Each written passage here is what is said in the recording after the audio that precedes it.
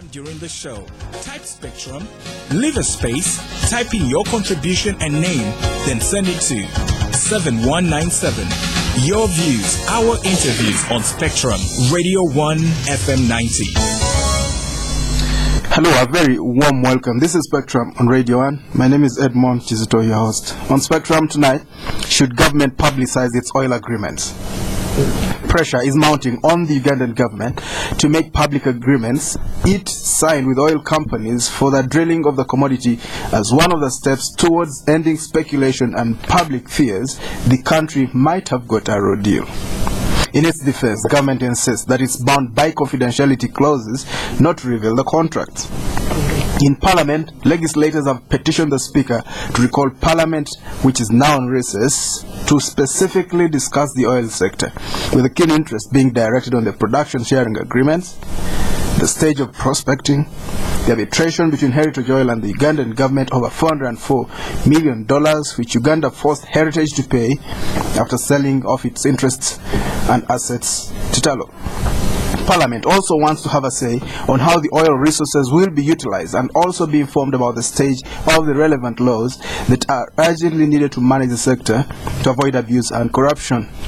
Now, many stakeholders have indicated that Uganda needs to follow the Extractive Industry Transparency Initiative guidelines to make public all transactions, agreements, and plans to manage the oil resources.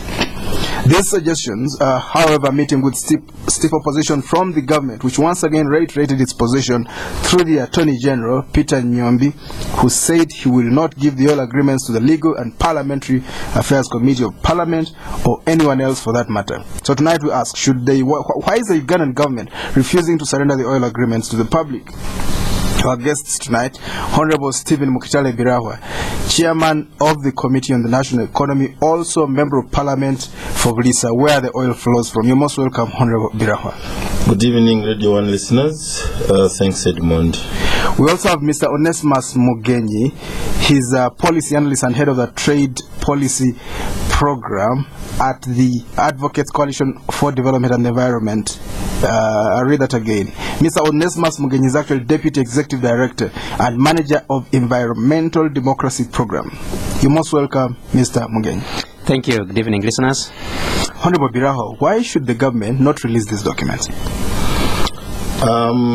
Thank you so much, Edmond. First of all, I am not very comfortable with the debate which narrows to just discussing the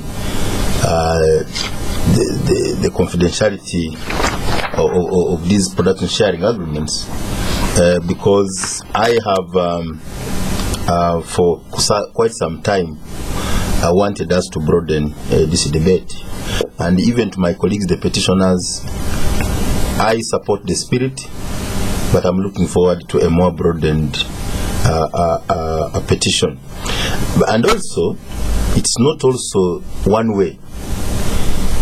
Parliament will petition the Speaker in an event that government fails to proactively come and do their communication strategy and give information.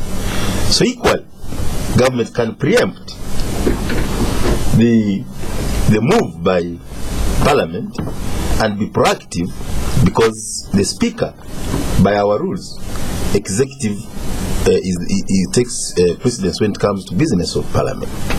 So I don't understand whoever is creating this impression that Parliament is, some people in Parliament are doing the wrong thing, and actually government still has the leverage to do what they want if they wanted. But also Ugandans, this is 9th Parliament. What do you want your Parliament to be? Gullible, biting, a rubber stamp? What exactly do you want to be? Because even in a multi-party dispensation, a Parliament adds value in the systems analysis or the input-output model. The intention really is whatever policies are being generated in the executive of the party, they should be owned by the party, and therefore caucusing would come in handy. But the way the debate is being trivialized is like there is about to be a war. And I wish people could understand that even for the ruling party where we are members, it's very important to have a very articulate, a very assertive, a parliament which does oversight. And if we understand that, then the debate is not just whether to release the agreements or not. Now, having said that, let me labor to explain the legal scenario, the legal regime within which we are operating. The current oil and gas evolution is guided by the 1985 Exploration Act, as amended in 2000. However, that parliament which did the amendment did also preserve the confidentiality clause. Confidentiality clause is an international business practice, but let us not take confidentiality to mean secrecy, because parliament is an arm of government. So what confidentiality are you talking about? If anything is confidential to parliament, then what are you talking about? So we really need to to unpack these lies also, and we get how to move together. What I think my good friend, the Attorney General, Honorable Nyombi, with the new energy, we expect him to energize the cabinet and move away from the traditional way of doing things and bring in some spark. We would expect him to unpack what is for Parliament of Uganda and proactively give that information. Because what is confidential is of commercial nature, not to cause damage to the other partner, private sector, and also on government. And really that would be fine. So these are things we need to understand. So at times, a lot of hype, a lot of misunderstanding comes out of administrative challenges, how you manage things, public relation issues. So you cannot really, brush away parliament as if they are, these are elected leaders. You have to give them information, and they are speaking on behalf of the population. Now, Uganda is a country which is expecting to become a middle-income country, and government has done a lot to bring this oil and gas industry up to where it has reached. So why should anybody do a disservice and do a negation to the party legacy which has done this? So the members who are saying that we want information are actually helping government. And me, I would like to hear progressive from the party who are advancing that line of argument. So if that came, it could preempt all this hullabaloo which is now around. Now, the fact that the government has a well-intentioned 2008 oil and gas policy with good intentions of making a good law, with good institutions in place, right, but we are still using 1985 law, it shows you there is a problem. And actually, we should first, from the policy, the good policy which I like, we should by now have had the laws yesterday. The laws on taxation, so that we don't wait for the capital gain thing to come and we bring an amendment. You don't wait for the arbitration and then you start running for the money. The policy first, comprehensive laws on environment, on taxation, local content, then the institutions are put in place. Why again we are having a problem with the private sector taking the show? Currently, the oil and gas industry is largely private sector led. Now, the good policy talks of government participation and forming a national oil company, which is not yet in place. Now, that gives a gap. I am on the side which would want us to review our liberalization policy and see more state participation in the oil industry. I am not comfortable with the private sector refinery, private sector pipeline, private sector processing unit. The state must own this infrastructure. The private sector, however, can manage and have shares. If, for example, government started with 51% shares, which helps government take critical decisions, right, the private sector with 49% would have to work in partnership with government. And then government later can cede some of its shares to the good managers through a management buyout. Right. And from there we can progressively even list and allow the public to buy shares. That's the way to go. Right. But unfortunately we are not discussing this. We are not discussing the local content. Can we discuss in the open how many jobs you're going to get here? Can we discuss in the open how many contracts have been given at this point in time? Can we discuss as Parliament the cost of the prospecting so far? Knowing that we have 2 billion barrels of oil at the stage we have reached, we cannot fail to make a projection and a feasibility and say at least Uganda will get this as a net. The investor will take this. So, fellow countrymen, plan within this. Paint a picture of what you want the oil industry to deliver in this country. Now, we are still dealing with the Ministry of Energy responsible for exploration. The ministry is in charge of trade, in charge of investment, in charge of taxation, have not said anything. So, I am saying, those who are supposed to have done their work on the side of executive are the one tempting parliamentarians to now ask them what about this. And they still have a chance to be proactive. They still have a chance to do their part. Don't lead us into temptation. If you don't do your part, don't blame those who are now just reminding you. That is the problem. And if we understand it that way, people in the cabinet will start acting proactively. All right. Onesimus, the same question. Why should government not release the documents? Well, thank you. What I want to share with the listeners is that, of course, we have the laws, and these laws have a background. And I think I could share, some bit of this background to be certain where we are coming from. When you look at the background to Article 41 of the Constitution, the framers of the 1995 Constitution were trying to address a problem. And you know that access to information is one of the tenets of democratic governance. And therefore, they were looking for a situation that empowers the citizens to have information within the government domain to be able to hold government accountable.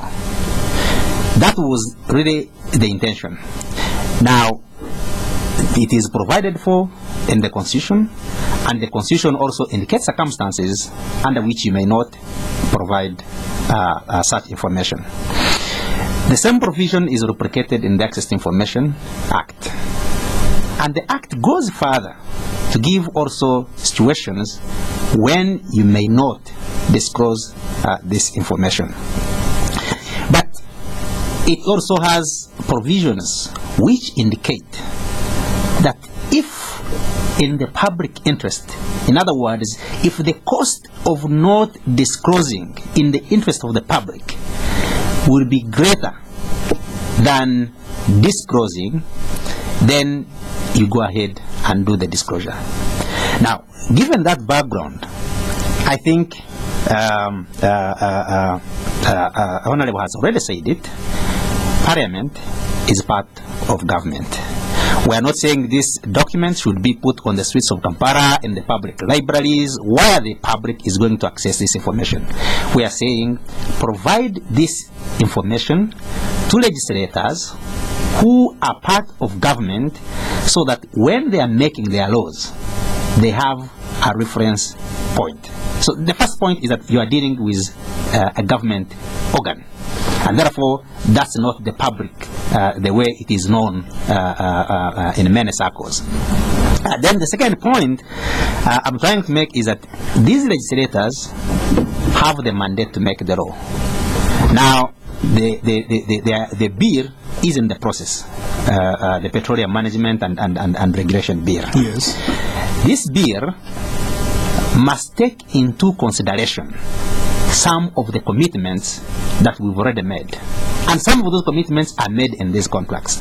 Because at least the contracts which are now in the public domain, indicate that there is a provision that indicates that if there is any change in the law, yes, that affects the profitability of these companies, the government of Uganda will meet that cost.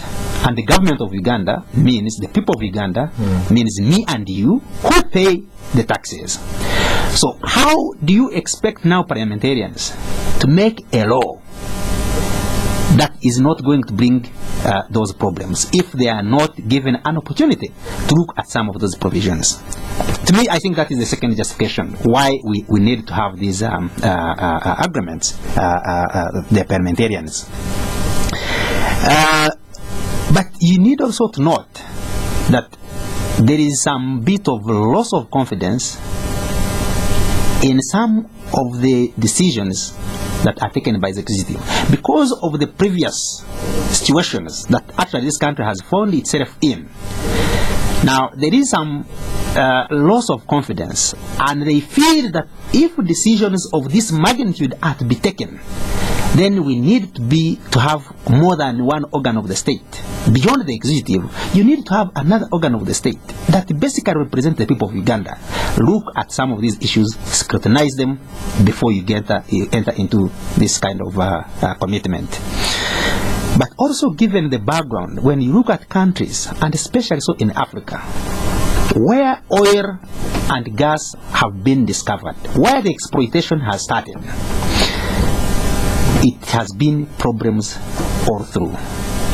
And once you enter into this production, when the population has no confidence in the systems, in some of the executive decisions, then you can only expect anarchy.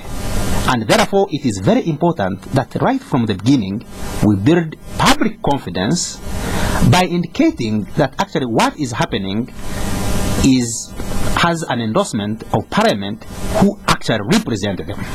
And I think that is very, very important that we build the confidence, because then the cost is likely to be much, much higher. And when we come to that last point, which is actually about the cost, and this is basically, I was just looking at the law, and when you look at Section 34 of the Access to Information Act, especially Part B, it indicates that the public interest in the disclosure of the record, if it is greater than the harm contemplated in the provision in question, then you disclose. And what is the cost that you would expect if there is no disclosure? Because we are being told that, look, if we disclose, the companies will take government court and we may pay heavily.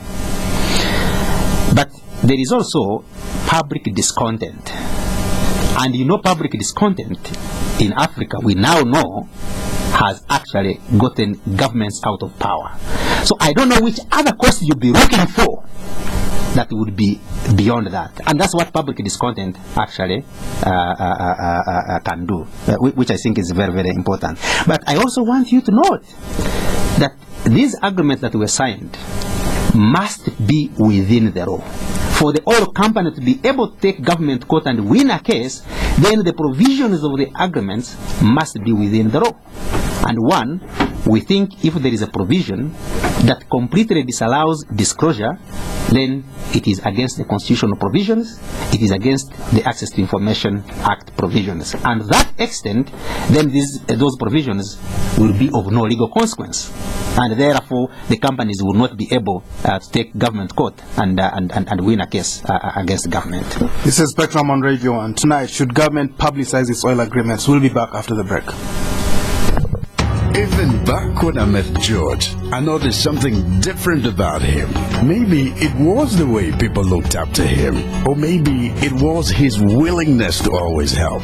He struggled at the start, and today he is a successful bar owner.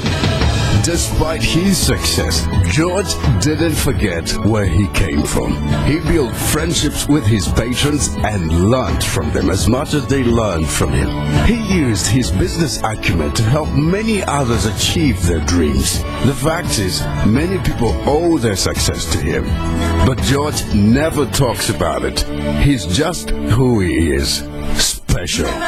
So here's to men like George, who make a difference, who enjoy Nile Special, the rich, satisfying taste from the source. Nile Special, you've earned it. Not for sale to persons under 18. Let's show you how to multiply your savings, starting with the cash beneath the mattress to the savings in the bank that aren't making money.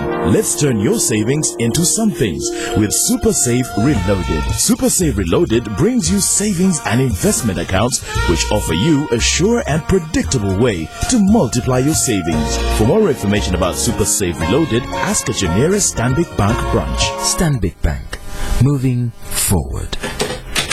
Is your internet provider turning your world upside down? Broadband Company offers fast and reliable internet solutions. And for the first 100 subscribers this month, we offer zero connection fees. Save up to 400,000. For more information on these offers, call toll-free 0800 222 111. Broadband Company, more than you expect.